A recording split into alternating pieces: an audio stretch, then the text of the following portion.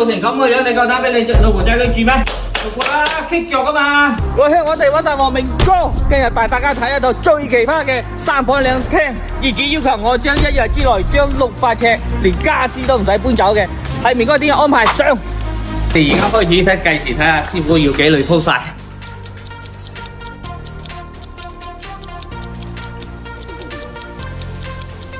我而家做緊啲咧3樓頭拼法，大家睇下幾靚，我就唔係好建議大家去做骨拼啦，同埋呢個人字拼啦，損耗100%，人工又貴，好多4點地板拱起嚟咧，原因有幾點嘅，因為師傅未安裝得好咧，就千祈唔好放佢走啊！一點咧，大家要注意嘅，一定要留夠條新租房5mm啦。如果有啲師傅未留夠咧，就會撐起噶啦。所以咧，大家一定要檢查呢個位置啦。第二點咧，我要話俾大家知咧，我要求師傅咧每一片咧都要檢查個縫隙啦，唔係好容易棘到細路受傷嘅。大家睇鋪出嚟嘅效果就係咁啊！用咗6個鐘頭時間都未使，已經搞掂咗。記住我嗰日講嗰2個點，有名嘅揾第二間啦喎。